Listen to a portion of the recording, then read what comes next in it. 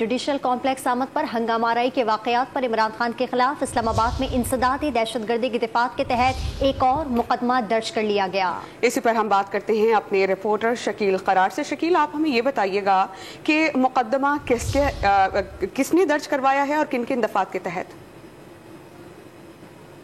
شکیل، سن رہے ہیں آپ ہمیں؟ ہم کوشش کرتے ہیں کہ رپورٹر سے رابطہ بحال کریں اور اس سے متعلق مزید ان سے جانیں۔